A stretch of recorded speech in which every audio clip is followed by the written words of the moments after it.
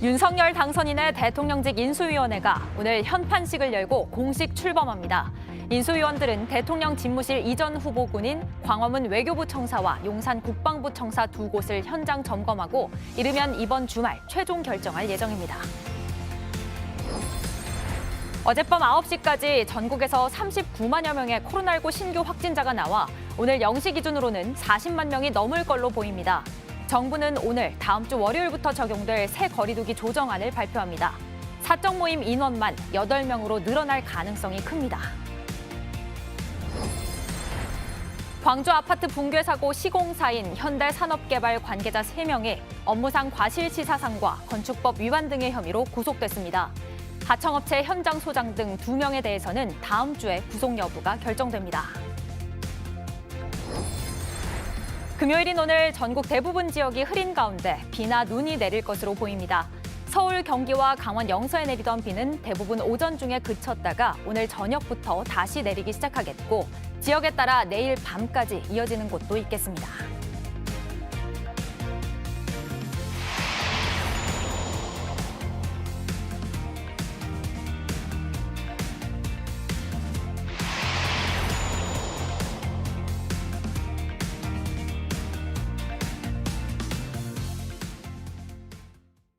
건강한 잇몸. 씹고 뜯고 맛보고 즐기고 이게 바로 행복입니다. 이가탄으로 맛있게 이가탄으로 튼튼하게 4가지 복합 성분 이가탄 시작하세요. 아시죠?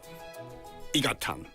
풀 리페어 보습 초소형 블루 히알루론산으로 더 깊게 빠르게 강력하게 단숨에 피부를 바꾸다 All New 워터뱅 블루 히알루로닉 크림 라넷.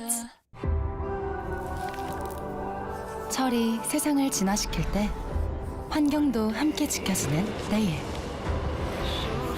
오래도록 먼 길을 달려가도 탄소 발자국이 남지 않는 내일. 인간이 쓰는 에너지로 지구의 온도가 올라가지 않는 내일. 인류를 위한 지속 가능한 내일. 포스코가 만듭니다. 그린 투모로우 with 포스코. 네, 시청자 여러분 안녕하세요. 설레는 하루를 만드는 습관 아침엔입니다. 어느덧 한 주의 마지막 평일입니다. 오늘도 저희 아침엔과 함께 활기찬 하루 시작하시기 바랍니다. 먼저 오늘 준비된 소식들 살펴볼까요? 이도성 기자. 네, 지난 1월 광주에서 시공 중이던 아파트가 무너지며 노동자 6명이 숨진 사건. 법원이 현장 소장 등 공사 관계자 3명에 대해 경찰이 신청한 구속영장을 발부했습니다. 증거인멸 우려가 있다는 건데 잠시 후 오늘 아침엔에서 자세히 설명드리겠습니다. 네, 그리고 안일근 기자, 우크라이나 관련해서 또 새로 들어온 소식이 있을까요? 네, 러시아군 전사자가 7,000명이 넘는다는 뉴욕타임스 보도가 나왔습니다. 그리고 오미크론이 확산하는 중국의 시진핑 주석은 강력한 통제를 바탕으로 한 제로 코로나 정책을 견지하라고 주문했습니다.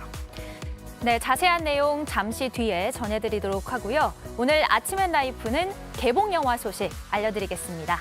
그럼 3월 18일 금요일 아침엔 시작합니다.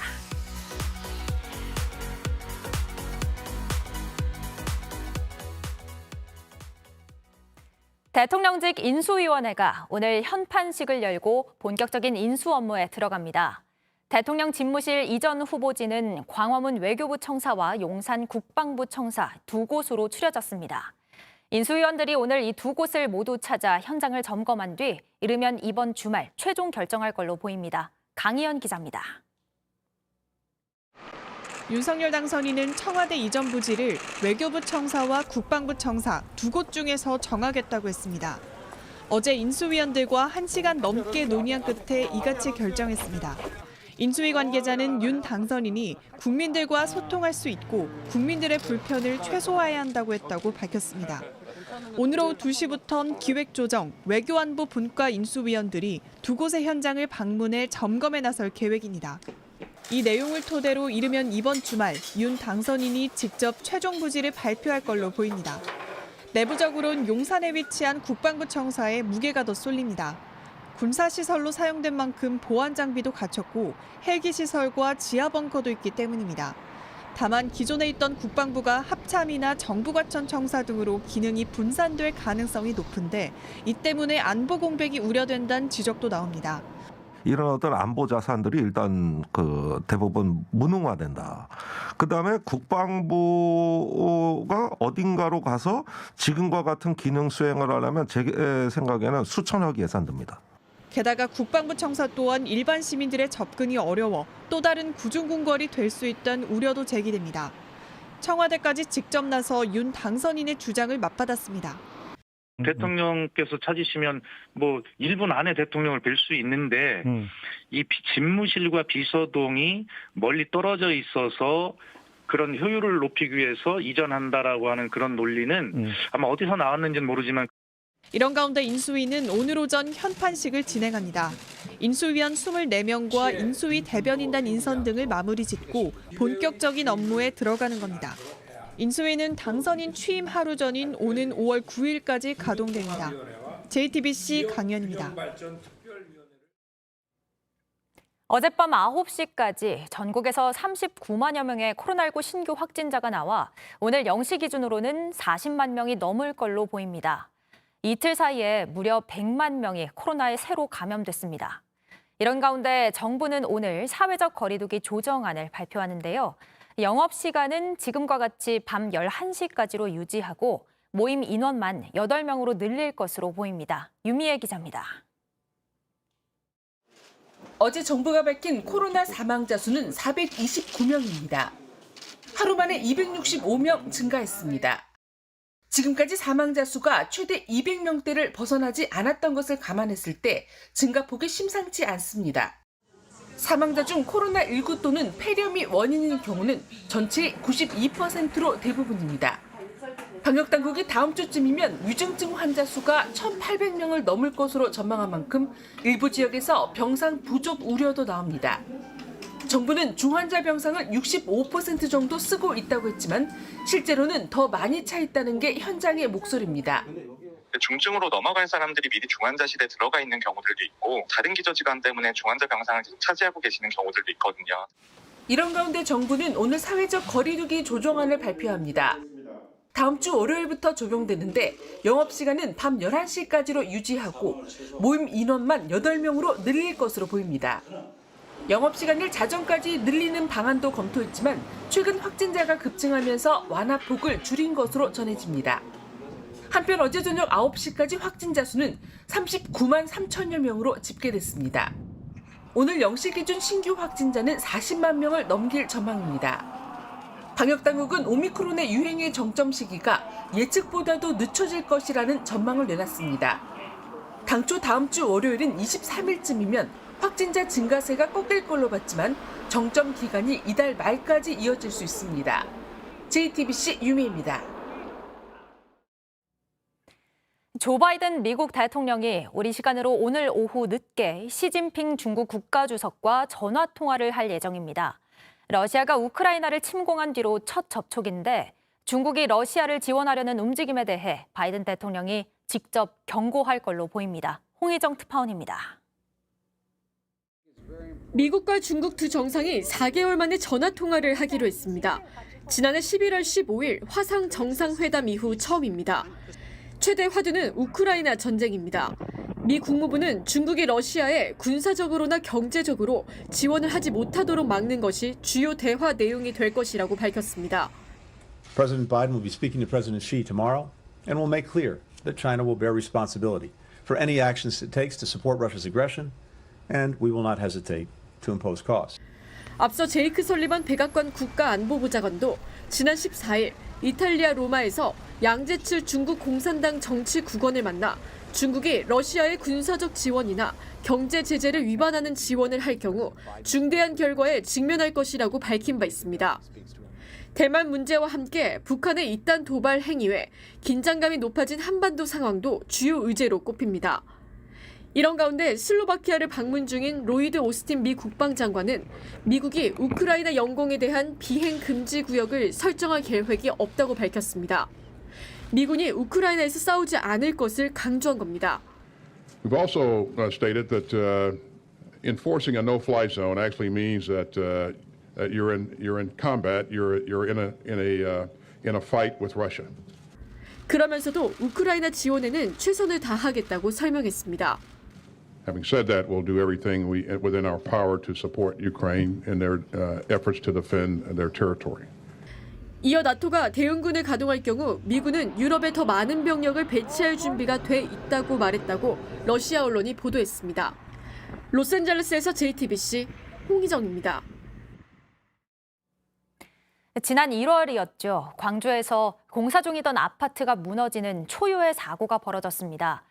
201동 건물 일부가 내려앉으면서 작업을 하던 노동자 6명이 결국 가족의 품으로 돌아오지 못했습니다.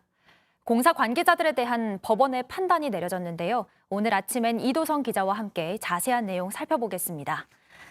이도성 기자, 결과가 어떻게 됐나요? 네, 광주지법은 어제 시공사인 현대산업개발의 현장 소장과 A씨와 그리고 건축품질 담당자 등 3명에 대해 구속영장을 발부했습니다. 업무상 과실치사상과 건축법 위반 등의 혐의입니다. 이들이 공사 현장 관리감독 책임이 있는데도 콘크리트 품질 시험을 제대로 확인하지 않은 점 등을 토대로 혐의가 인정되고 증거인멸의 우려도 있다고 봤습니다. 경찰이 구속영장을 신청했던 건 모두 5명이었는데요. 나머지 실무자 2명에 대해서는 도망하거나 증거를 인멸할 우려가 없다고 판단해 구속하지는 않았습니다. 혐의가 없다는 뜻이라기보다는 경찰이 제출한 증거만으로 살펴볼 때 지금 단계에서는 구속할 정도로의 혐의가 입증되지는 않았다는 의미입니다. 앞서 경찰은 이번 사고와 관련해서 이번에 구속된 관계자들을 포함해 감리와 하청업체 대표 등 모두 20명을 입건해 수사하고 있습니다. 아파트 붕괴 원인으로는 임의적인 구조 변경과 초과 하중을 지목했습니다. 경찰은 사고 당시 콘크리트를 타설했던 하도급 업체 관계자 2명에 대해서도 사전 구속영장을 신청했고 오는 22일 구속 전 피의자 신문이 이뤄집니다. 네, 그리고 아마 중고차 사고 팔았던 경험이 있는 분들 많을 텐데 그동안 이 중고차 매매업이 대기업은 진출을 하지 못하게 제한돼 있었잖아요. 이번에 그 규제가 풀렸다고요? 네, 중소벤처기업부는 어제 생계형 적합업종 심의위원회를 열고 중고차 매매업을 생계형 적합업종에서 탈락시켰습니다. 지난 2019년 2월 중고차 업계가 대기업의 시장 진입을 막아달라면서 정부에 생계형 적합업종 재지정을 신청한 지 3년여 만입니다. 다만 소상공인의 피해가 충분히 예상되는 만큼 중소기업 사업 조정심의회에서 적정한 조치가 필요하다 이런 부대 의견을 달았습니다. 이 중고차 매매업은 지난 2013년 중소기업 적합업종으로 지정됐습니다. 이 대기업이 사업을 개시하거나 인수, 확장할 수 없도록 제한한 겁니다. 2019년 지정 기한이 만료되자 기존 중고차 업체들이 다시 지정해달라며 신청했는데 사전 심의를 맡은 동방성장위원회가 소비자 후생 등을 이유로 부적합 판정을 내렸습니다. 대기업 진출을 막는 게 맞지 않다는 판단입니다. 그 뒤로 심의위가 정식 결정을 내려야 했지만 코로나19가 확산하면서 2년 넘게 회의가 열리지 못하다가 이번에 결론이 났습니다. 이번 결정에 따라서 현대차와 기아, 한국GM, 르노 등 완성차 업체는 중고차 시장에 본격적으로 뛰어들 것으로 보입니다. 아마 이제는 중고차 시장에 뛰어듦으로 인해서 또 새로 생길 결과들을 지켜봐야겠습니다. 마지막 소식은 뭔가요? 네, 국제의약품 특허풀이죠. MPP가 화이자의 먹는 코로나19 치료제인 팍스로비드의 복제약 생산 기업으로 전 세계 12개국 35개 기업을 선정했습니다. 그중에 국내 기업인 셀트리온과 동방FTL이 포함됐는데요. 셀트리온은 완제품을, 동방FTL은 주원료를 생산합니다. 국내에서 생산되는 치료제는 코로나19 확산으로 어려움을 겪고 있는 세계 95개 중저소득 국가에 저렴한 가격으로 공급될 예정입니다. 앞서 지난 1월에는 머크앤컴퍼니가 개발한 먹는 코로나19 필요제 몰루피라바르의 복제약 생산 기업으로 이들 두 업체와 함께 한미약품이 선정됐는데요. 복지부는 국내 기업이 치료제를 신속하게 공급할 수 있도록 지원을 아끼지 않겠다고 밝혔습니다. 네, 여기까지 듣겠습니다. 이도성 기자 잘 들었습니다. 문재인 대통령과 윤석열 당선인의 만남이 무산된 뒤로 양측은 공개적으로 인사권 문제로 신경전을 벌이고 있습니다. 한국은행 총재나 상임 선관위원, 감사위원 자리 등이 직접 거론되고 있습니다. 김소연 기자입니다. 회동무산 후 윤석열 당선인 측에선 인사 문제가 원인이란 말이 흘러나왔습니다. 윤 당선인의 핵심 측근은 JTBC에 상임 선관위원과 감사위원 자리는 비우는 게 맞다고 말했습니다. 그만둘 사람들이 인사를 하는 건 예의가 아니라면서입니다. 주로 공석이면서 정부 요직인 자리들이 꼽히고 있습니다. 문재인 캠프 출신의 조혜주 상임 선관위원은 임기 연장 논란 끝에 지난 1월 사퇴했습니다. 감사위원 6명 중 2자리도 비어있는 상태입니다. 이달 말 임기가 끝나는 이주열 한국은행 총재의 후임 인선도 이번 회동무산의 원인으로 지목되고 있습니다. 국민의힘 지도부는 현 정부의 인사가 비정상적이라고 날을 세웠습니다. 문재인 정부가 낙하산 알박기 인사를 계속하고 있습니다. 끝까지 자기 사람 챙기기에만 혈안이 된 정권의 모습 매우 비정상적입니다. 반면 청와대는 인사권은 현직 대통령에 있다고 못 박았습니다. 5월 9일까지가 임기인데 그럼 인사권을 문재인 대통령이 하시지 누가 합니까? 그거는 상식 밖의 이야기고요. 청와대 안에선 당선인 측이 여론전을 펴는 데 불쾌해하고 있습니다. 만나기도 전에 사면이나 인사 문제를 언론에 흘려 의제화한 게 잘못이란 겁니다. 양측이 인사권을 두고 서로 전례 없다고 주장하는 모양새지만 선례는 있습니다. 노무현 전 대통령이 퇴임을 2주 앞두고 임명장을 건넨 어청수 경찰청장은 이명박 당선인과 협의를 거친 인사였습니다. 박수현 청와대 국민소통수석도 대통령이 당선인과 만나게 되면 자연스럽게 의견을 나눌 거라며 협의 가능성을 열어뒀습니다. JTBC 김소현입니다. 이렇게 인사권 논란이 커진 건 대선을 앞두고 임기 말 공공기관의 요직이 낙하산 인사로 채워졌다는 지적이 나왔기 때문인데요. 실제로 따져보니 최근 한 달 사이 청와대나 여권에 몸담았던 사람들이 임원으로 간 곳이 줄잡아 10곳이 넘습니다. 정원석 기자가 보도합니다. 지난달 10일 한국원자력안전재단 신임 이사장으로 김재남 전 청와대 대통령 시민사회 수석 비서관이 취임했습니다. 핵 없는 사회 공동집행위원장을 지낸 김 이사장은 탈원전 인사로 꼽힙니다. 하지만 탈원전 폐기를 공약으로 내건 차기 정부와 3년을 같이 일해야 합니다. 임찬기 전 청와대 민정수석실 선임행정관은 이달 10일 가스안전공사의 상임 감사로 갔습니다. 정혜승 전 청와대 디지털 소통센터장 역시 지난달 환경부 산하 공공기관인 환경보전협회 비상임 이사로 선임됐습니다. 지난달 발전자 회사의 상임 감사에도 정치권 인사가 나란히 임명됐습니다. 남동발전엔 김경수 전 경남도지사의 정무특보를 지낸 명희진 씨, 남부발전엔 김혜영 전 민주당 의원의 보좌관을 지낸 김명수 씨가 갔습니다. 정권 말 알박기 논란에서 자유로울 수 없는 이유입니다. 과거엔 정권이 바뀌면 관행처럼 공공기관 임원을 바꿨습니다. 하지만 문재인 정부에서 김은경 전 환경부 장관이 공공기관 임원의 사표를 강요한 혐의로 유죄를 받은 뒤 분위기가 달라졌습니다. 이제는 정권이 바뀌더라도 전문성이 있다면 임기를 보장해줘야 한다는 공감대가 큽니다. 하지만 전문성이나 역량에 논란이 생길 수 있는데도 서둘러 임명하는 것은 이 같은 임기 보장 취지에 맞지 않는다는 지적이 나옵니다. 새 정부가 전문성 있는 인사의 임기를 보장하고 현 정부는 임기 때까지 정치권 인사를 임명하지 않는 식의 신사 협정이 필요하다는 의견도 있습니다. JTBC 정원석입니다.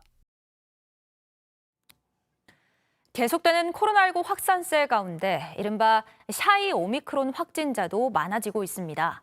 증상이 있거나 자가진단에서 양성이 나왔지만 검사를 기피하는 사람들인데요. 이들 때문에 감염이 확산될 수 있다는 건 문제인데 당장 생계 문제로 검사를 받지 않는 경우도 있습니다. 유요한 기자입니다. 목 감기약은 지금 다 품절 상태거든요. 요즘에 부쩍 감기약이 좀 이제 품절일 정도로. 약국마다 감기약이 다 떨어졌습니다.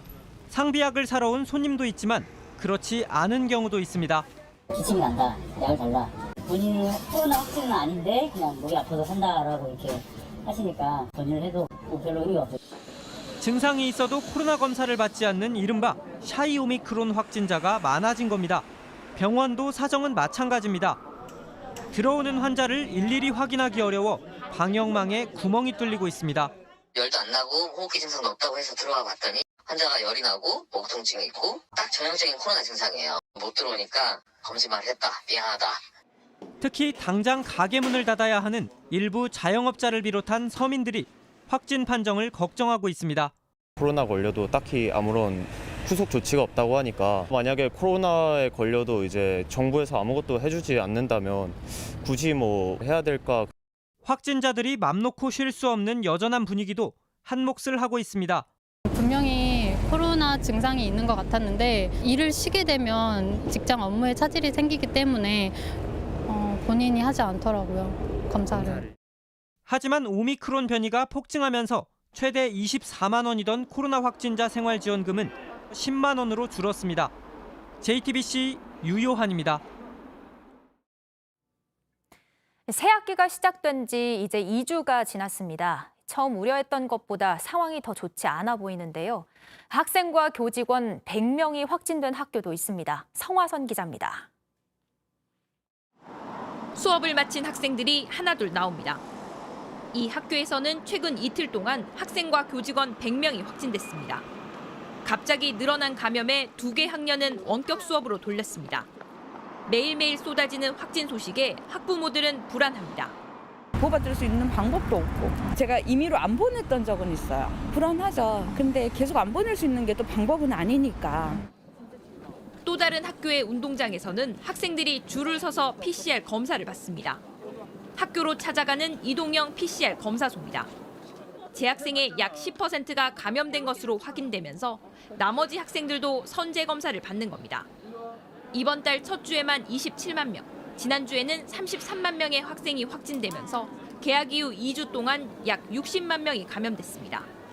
과거와 달리 확진자가 몰려있는 학급이나 학년을 제외하고 나머지는 등교 수업을 이어가고 있습니다. 다만 지역마다 차이가 납니다. 비수도권은 92%가 전면 등교를 했지만 수도권은 84%에 그칩니다. 학생과 교직원 확진자가 크게 늘면서 갑자기 원격 수업으로 전환하는 등 혼란도 피할 수 없습니다. 자가검사 키트로 학생들은 주 2회 검사를 하지만 숨은 감염자에 대한 불안도 여전합니다. 전복기가 있다 보니까요. 음성이어서 나왔는데 나중에 그 아이가 또 양성으로 확진되면 저희 아이들도 감염될 수 있는 거니까 그런 점들이 좀 불안해요. 확진돼 격리 중인 교직원이 서울에서만 7,300명이 넘습니다. 하지만 대체할 수 있는 예비 인력은 절반도 안 되는 등 학교의 구인난도 계속되고 있습니다. JTBC 성화선입니다.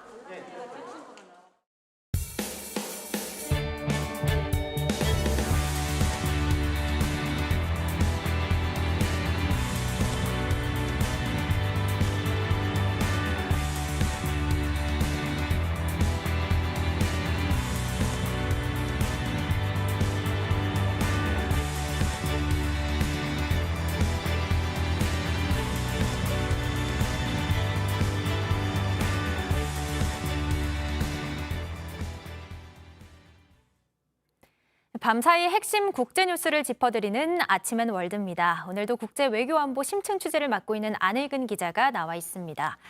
안 기자, 뉴욕타임즈가 이 러시아군 전사자 숫자를 추정했다고 하는데 몇 명 정도로 추정됐나요?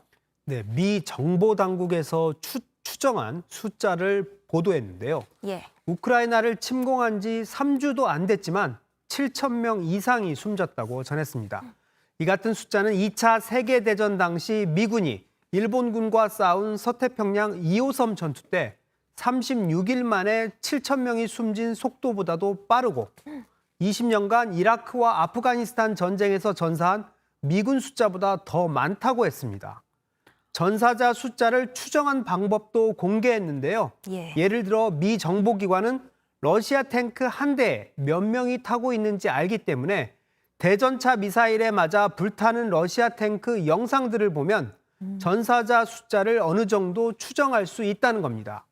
미 국방부 관계자에 따르면 사상률이 10%에 이르면 전투 임무를 수행할 수 없다고 하는데 우크라이나에 투입한 러시아군 인원을 15만 명 이상으로 볼 때 전사자 7,000명에 부상자까지 합치면 사상자는 14,000에서 2만 1,000명까지 추정된다고 합니다. 이쯤 되면 러시아군 사기는 크게 떨어졌을 것으로 보입니다. 다만 러시아 당국이 밝힌 전사자 규모는 약 500명 정도로 차이는 많이 납니다. 사상률이 10% 정도가 되면 지금 중단해야 되는 상황이 될 것 같은데 정확한 수치는 또 파악을 해봐야겠습니다. 그리고 저희가 이제 중국에서 뭐 위드 코로나로 가냐 계속 제로 코로나 정책을 유지하느냐 이야기를 한번 했었던 적이 있는데 시진핑 주석이 제로 코로나 정책을 유지하라고 했군요. 네, 어제 공산당 정치국 상무위원회 회의에 참석해서 한 말인데요. 예. 시 주석은 인민 생명을 지상으로 여기는 가운데 코로나 제로 원칙을 견지하고 조속히 코로나19 확산 추세를 억제해야 한다고 주문했습니다. 코로나19가 확산되자 한국 제품에 대한 수입 경계령도 내려졌는데요. 저장상 원저우시 질병통제센터는 지난주에 꼭 필요한 경우가 아니면 한국처럼 코로나19 상황이 엄중한 국가에서 수입된 의류와 생활용품을 사지 말라고 권고했습니다. 미국 질병통제예방센터나 세계보건기구는 우편물이나 화물을 통한 코로나19 전파 가능성은 낮게 보고 있지만 코로나19의 해외 기원서를 주장해온 중국은 엊그제 소개해드린 바닷가재 같은 냉동식품이나 우편물을 통한 전파 가능성을 계속 거론하고 있습니다. 한국 제품에 대한 수입 경계령까지 내렸네요. 마지막 소식은 또 어떤 얘기일까요? 일본의 진주만 공습과 러시아의 우크라이나 침공은 같다고 봐야 될까요? 아니면 다르다고 봐야 될까요? 2차 세계대전 때 그 일본의 하와이 진주만 공습을 얘기하는 거죠. 네. 아마 침공이라는 측면에서는 같다고 봐야 하지 않을까요? 먼저 젤렌스키 우크라이나 대통령이 미국 의회 의원들에게 한 연설 일부를 들어보겠습니다. 예. Remember Pearl Harbor. Terrible morning of December 7, 1941, when your sky was black from the planes attacking you. Just remember it. 네, 통역이라 약간 그 젤렌스키 대통령의 목소리가 아니라는 점 감안해서 들으셨으면 하고요. 예. 러시아 침공을 현실감 있게 전달하기 위해 일본의 진주만 공습을 떠올리게 한 건데요. 그러자 침공의 당사자였던 일본에서는 지금 러시아의 침공과는 다르다며 불쾌하다는 반응이 나오고 있습니다. 네. 일본 의회에 연설을 요청했는데 귀를 의심했다. 진주만 공습은 민간인을 표적으로 삼지 않았다. 이런 반응을 내면서 젤렌스키 대통령의 표현이 부적절했다고 한 겁니다. 그렇지만 전쟁의 동기는 다를지 몰라도 침공이란 사실 자체는 다르지 않다는 걸 아마 일본인들도 잘 알 겁니다. 네, 알겠습니다. 지금까지 안일근 기자였습니다. 잘 들었습니다.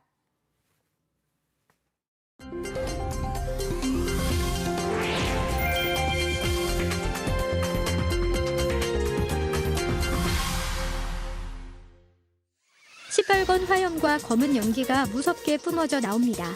온 하늘을 다 가릴 정도인데요. 미국 인디애나폴리스에 있는 월마트 물류센터에서 화재가 발생했습니다. 현지 시간으로 지난 16일 낮, 창고 내부에서 시작된 불이 빠르게 퍼지면서 3만 평 규모의 건물이 화염에 휩싸였습니다. 이렇게 매캐한 연기가 기상 레이더에 포착될 정도였는데요. 소방관 200여 명이 출동해 직원 1000여 명과 인근 주민들을 모두 대피시켰습니다. 거센 불길은 쉽게 잡히지 않아 만 하루가 지나서도 진화 작업이 진행됐는데요. 소방 당국은 불이 완전히 꺼진 뒤 목격자 진술과 합동 감식 등을 종합해 정확한 화재 원인을 파악할 예정입니다. 지구 반대편에 있는 브라질 리우데자네이루의 해수욕장에 사람들이 붐빕니다. 코로나는 다 잊은 듯 발디딜 틈이 없는 모습인데요. 며칠 뒤 사람들이 다녀간 곳에 이렇게 쓰레기가 가득 찼습니다. 브라질 해양생물학자들이 해양오염의 심각성을 알아보기 위해 연구를 했는데 결과는 충격적이었습니다. 해안보다 훨씬 먼 청정 지역에서 가져온 성게에서 많은 양의 미세 플라스틱이 발견된 겁니다. 연구원들은 이 정도면 3천만 톤의 플라스틱이 바다에 유입됐을 것으로 추정했습니다. 2050년에는 전 세계 바닷속 플라스틱 쓰레기가 지금보다 4배 이상 늘어날 거란 전망도 나와 우려가 커지고 있습니다. 러시아의 침공으로 빛을 잃은 우크라이나의 수도 키이우가 선명한 빛깔로 태어납니다. 푸르렀던 항구 도시 마리우폴도 고풍스러웠던 하르키우의 거리도 14살 소녀의 손끝에서 생생히 살아납니다. 미국 내슈빌에 사는 이 소녀.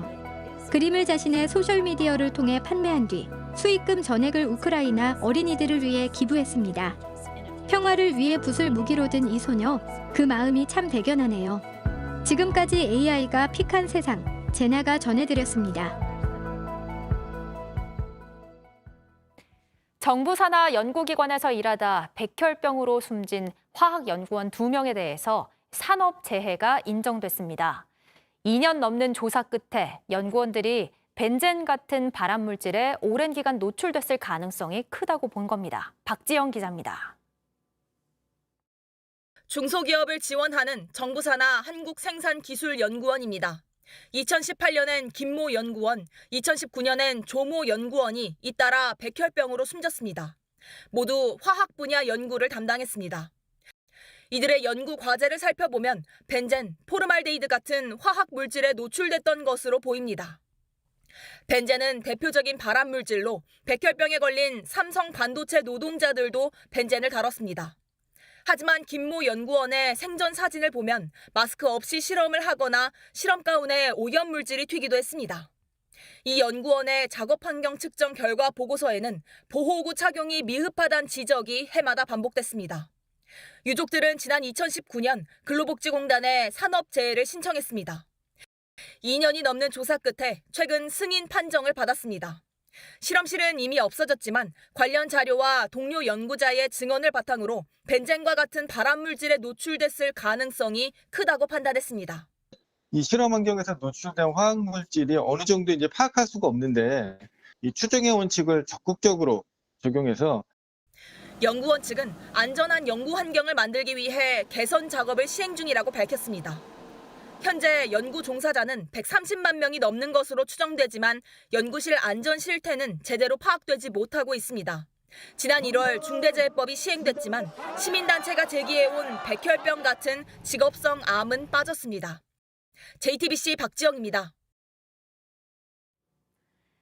경기도의 한 어린이집에서 교사가 아이를 방치하는 등 정서적인 학대를 해 재판에 넘겨진 사건, 한 달 전 저희 JTBC가 전해드렸었는데요. 그 뒤 재판 과정에서 추가로 공개된 CCTV 영상에서 다른 아이를 시켜 때리게 한 정황도 포착됐습니다. 조소희 기자가 보도합니다. 지난해 4월 경기도의 한 어린이집 CCTV 영상입니다. 식사를 마친 또래 친구들은 함께 이런저런 놀이 활동을 하는데 한 아이만 구석에 혼자 남겨져 있습니다. 교사가 다가오더니 앉아있는 아이를 발로 툭툭 차고선 다리에 식판을 내려놓습니다. 일주일 뒤 교사가 다른 아이에게 무언가 말을 하자 아이가 다가와 피해 아이의 머리를 잡아당깁니다. 그러더니 자신의 머리도 잡아당깁니다. 이번엔 멀리서 놀던 또 다른 아이가 교사에게 억지로 끌려가더니 피해 아이를 발로 3번 찹니다. 교사는 이 아이를 토닥거리며 돌려보냅니다. 괜히 가만히 있는데 발로 차래 저렇게. 돌발의 행동이라고 그렇게 했어요. 검찰 공소장에 따르면 이곳에서 발생한 아동학대는 지난해 4월부터 한 달 사이에만 80건이 넘습니다. 지난 1월 가해 교사와 원장 등 4명이 재판에 넘겨졌는데 재판 과정에서 50분 분량의 해당 학대 장면이 추가로 드러난 겁니다. 피해 아동은 사건 발생 5달 뒤 외상 후 스트레스 장애로 인한 장애 판정을 받았습니다. 중증장애, 지적장애 상급. 얘가 이제 손톱 발톱을요. 피가 막 흐를 정도로 물어뜯어요. 손톱 발톱이 거의 없어요. 수원지검은 해당 교사에 대해 아동복지법 위반 혐의로 지난 7일 징역 5년을 구형했습니다.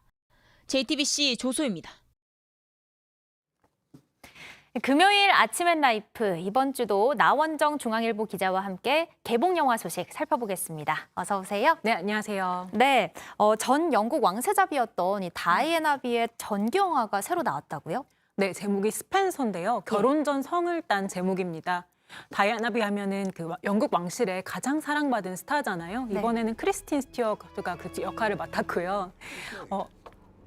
윌리엄 왕자와 해리 왕자의 어머니로도 알려져 있는데 96년에 이혼을 하고 이듬해 안타깝게 자동차 사고로 세상을 떠났죠. 근데 이 영화에는 91년에 찰스 왕세자가 내연녀와의 존재로 인해서 그 별거에 들어가기 1년 전 시점인데 그때 그 크리스마스 연휴를 맞아서 다이애나비가 이 왕실 전통에 따라서 시댁 식구들과 함께 별장에서 사흘간 연휴를 보내는 그 시점을 그리는데요. 네. 당시에 그 남편의 내연 여인 카밀라의 존재, 그리고 그 극도의 스트레스, 파파라치, 거기다 엄격한 왕실 규율 때문에 섭식 장애까지 시달리고 있었다고 해요. 네. 그래서 이 불안정한 내면을 아주 감각적인 영상과 그리고 섬세한 감정 표현으로 이게 다 구현을 했습니다.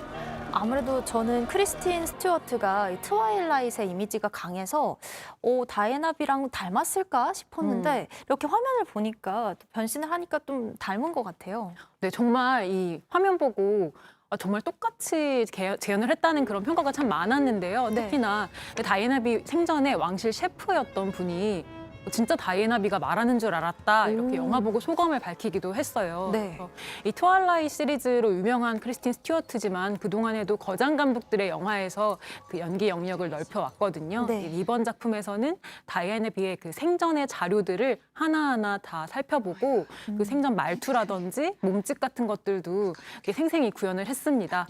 이 작품으로 이번에 미국 영화 시상식에서 여우주연상을 27개나 휩쓸었고요. 네. 근데 곧 있을 미국 아카데미 시상식에서도 여우주연상 후보에 처음으로 올랐습니다. 와, 정말 대단하네요. 다이애나비가 그리고 실제로 패션의 아이콘으로 유명했잖아요. 맞아요. 워낙 클래식의 대명사라 지금까지도 많은 사람들이 찾아보곤 하는데 영국 왕실의 의상을 영화를 통해서 보는 것도 좀 보는 재미가 쏠쏠할 것 같아요. 근데 이 포스터에 나오는 붉은 이제 터틀넥 스웨터부터 해가지고 생전에 세계의 웨딩드레스, 샤넬 드레스 등등이 정말 아름답게 펼쳐지는데 네. 크리스틴 스튜어트 스스로도 패션 아이콘으로 유명하잖아요. 네. 이 의상 굉장히 빼어나게 소화를 했습니다.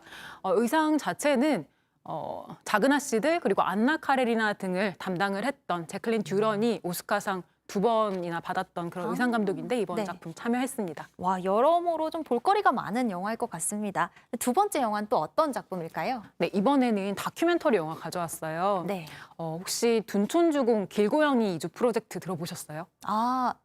뉴스에서는 본 것 같습니다. 바로 그 이야기를 담은 정재은 감독의 다큐멘터리 고양이들의 아파트인데요. 네. 둔촌주공 하면은 1980년에 서울 강동구에 세워진 아파트인데 한때 6,000세대 이를 만큼 굉장히 큰 아파트 단지였다고 해요. 네.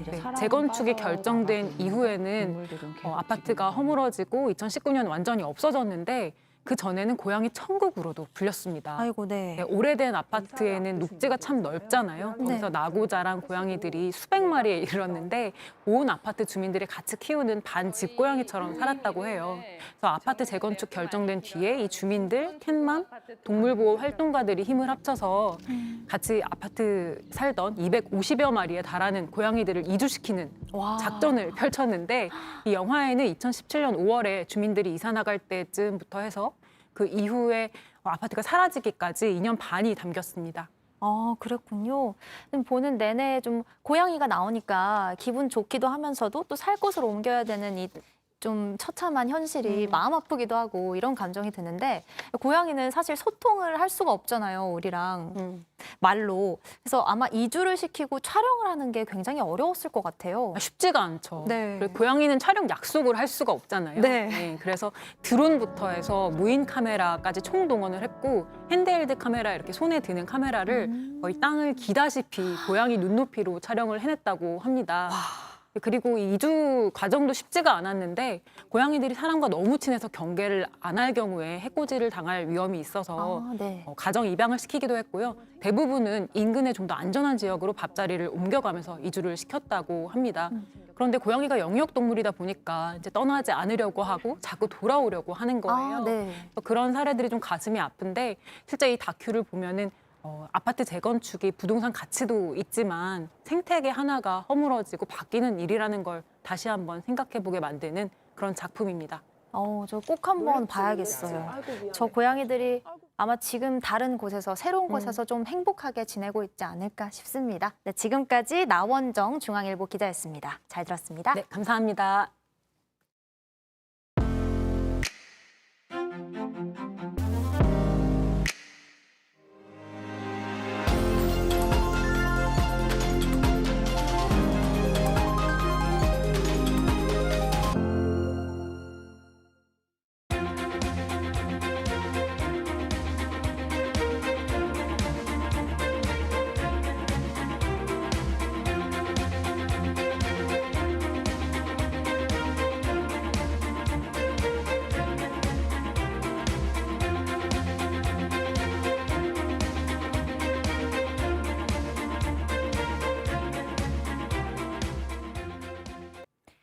금요일인 오늘 전국 대부분 지역이 흐린 가운데 비나 눈이 내릴 것으로 보입니다.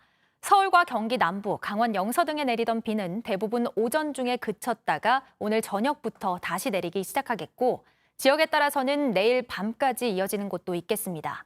강원 영동과 제주도, 경북 산지에 10에서 50mm, 그 밖의 지역엔 5에서 30mm의 비가 올 것으로 예상됩니다. 강원 산지에는 내일까지 많게는 30cm의 눈이 더 내릴 걸로 예보됐습니다. 일요일인 모레는 아침 기온이 다시 0도 안팎으로 내려가 춥겠습니다. 오늘 준비한 소식들 여기까지입니다. 이번 주말 쌀쌀하다고 하니까요. 면역력 떨어지지 않도록 신경 써주시고요. 다음 주 월요일에 건강한 모습으로 뵙겠습니다. 시청해주신 여러분 고맙습니다. 아침엔 JTBC.